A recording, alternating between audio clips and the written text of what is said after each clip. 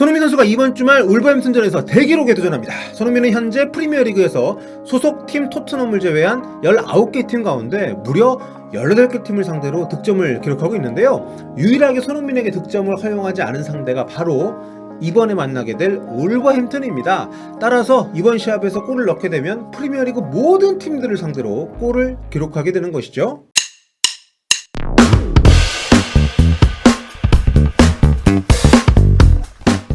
안녕하세요, 볼트TV 서영입니다. 태업 논란에 휩싸인 해리 케인이 토트넘의 울버햄튼 원정길에 동행했다는 소식입니다. 현지 언론들은 우리 시간 22일 새벽이죠. 케인이 토트넘 원정 이동길에 함께 했다는 뉴스를 일제히 브레이킹으로 속보로 보도를 했는데요.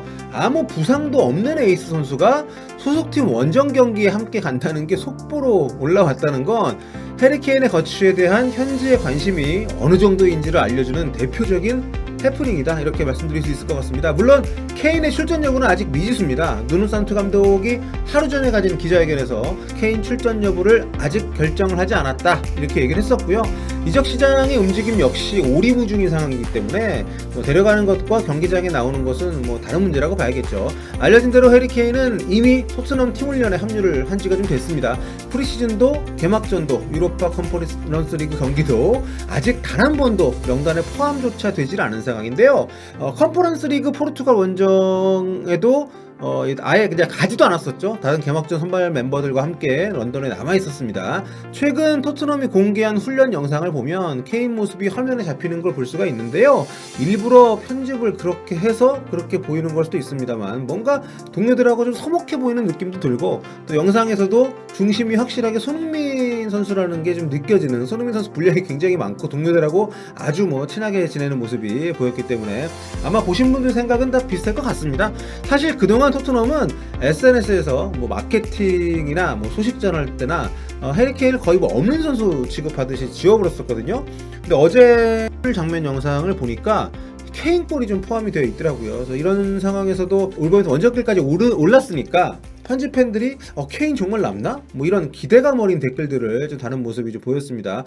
개인적으로는 이번 울버햄튼전 원정에서 함께 했다고 해서 안 되는 이적이 되고 되는 이적이 안 되고 그런 상황은 아니라고 봅니다만 말을 아끼도록 하겠습니다.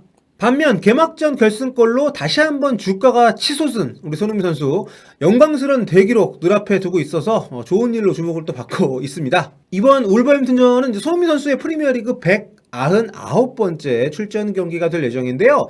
별일 없는 한 다음 경기죠. 29일 와포드와의 홈 경기에서 프리미어리그 통산 200경기째 출전 기록 세우게 됩니다.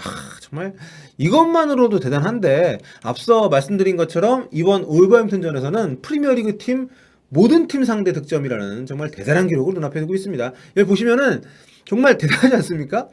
이 모든 팀들을 상대로 골을 기록을 하고 있습니다. 무려 9골을 손흥민 선수에게 헌납한 사우스햄튼을 비롯해서 팰리스, 와포드 5골, 레스터, 또 맨체스터 시티 4골, 정말 거의 모든 팀들이 손흥민 선수에게 리그골 기록이다, 리그에서만 리그골을 내준 기록들을 가지고 있습니다. 화려하죠. 정말 월클의 위험이 느껴지는 리스트가 아닌가.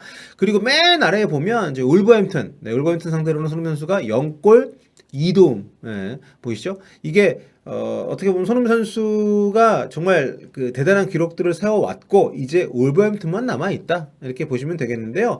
그리고 이제 이번에 74년 만에 1부 리그로 복귀한 브렌트포드가 있잖아요. 당연히 브렌트포드하고는 리그에서 만난 적이 없기 때문에 손흥민 선수가 브렌트포드전 리그골은 없습니다. 다만 지난 5월 카라바오컵 준결승전 기억하시나요? 그때 토트넘이 꺾고 결승에 올라갈 때 상대팀이 바로 브렌트포드였습니다. 이때 토트넘이 2대0으로 승리를 했거든요. 손흥민 선수가 세기골을 넣었습니다. 그러니까 지금 프리미어리그에 속한 팀들 가운데 손흥민 선수가 골을 넣지 못한 유일한 상대는 울버햄튼이라는 겁니다. 울버햄튼하고는 컵대회에서도 아직 골이 없기 때문에 이번에 골을 넣게 되면 프리미어리그 모든 팀 상대 득점 이 대기록이 비로소 완성이 되는 겁니다. 올 시즌에 브렌트포드도 만날 테니까 브렌트포드전에 골을 넣으면 모든 팀 상대 리그골 기록, 이런 또 다른 기록이 되는 거고요. 자, 울버햄튼전을 앞둔 토트넘 스쿼드 분위기는 나쁘지 않습니다. 주전급이 아닌 카터 비커스, 또 조 로든, 그리고 누누 감독이 공개적으로 안 쓰겠다고 선언을 한 은돈벨레 정도만 명단 제외고요. 나머지는 다 출전이 가능한 것으로 알려져 있습니다. 반면에 상대팀 울버햄튼은 뭐 조니, 윌리 볼리, 다니엘 포덴세, 에르슨, 모스케라, 페드로 네투, 이런 선수들이 이제 부상자로 좀 빠져 있고요. 부상에서 회복해서 이제 그 지난 개막전에 출전했었던 히메네스, 이 친구가 돌아온 것은 정말 감동적인 스토리고 또 울버햄튼에 굉장히 큰 도움이 되는 반가운 소식입니다만, 아무래도 지난 시즌에 그 두개골 부상 때문에 시즌 거의 날려먹었었기 때문에 에이스의 복귀이긴 하지만 아직까지는 좀 미지수가 아닌가, 컨디션이나 어떤 경기력 자체는요. 그리고 말 나온 김에 토트넘의 확실한 결장자인 은돈벨레 얘기를 잠깐 하고 넘어가겠습니다. 누누 감독이 프리시즌, 개막전, 컨퍼런스 리그 이거 다 아예 전력 외 취급을 해버리면서 은돈벨레가 이적 요청을 했다는 그런 보도가 현지에서 굉장히 많이 나왔습니다. 개인적으로는 좋아하는 스타일의 선수이기 때문에 저희 방 들어오신 분들, 저희 채널 보신 분들은 아시죠? 제가 은돈벨레 좋아하는 거. 좀 아쉽긴 한데 누누 감독이 쉬는 동안 몸가리를 제대로 안 했다고 판단을 했다고 해요. 그래서 은돈벨레한테 굉장히 세게 나갔는데 이게 좀 잘 커뮤니케이션이 안 된 것 같습니다. 뭐 은돈벨레가 뛰어난 기량을 가진 선수이긴 합니다만 관리나 통제가 안 된다면 뭐 팀에서 데리고 있기는 어렵죠. 게다가 은돈벨레가 보시는 것처럼 토트넘에 온 뒤로 팀 전력에 그렇게 큰 보탬이 되지 못했습니다. 그게 된 적이 거의 없어요. 은돈벨레가 뛸 때와 뛰지 않았을 때 이 지금 승률 차이를 기록으로 지금 보여주고 있는 스카이스포츠의 OPTA 자료인데요, 옵타 자료인데요.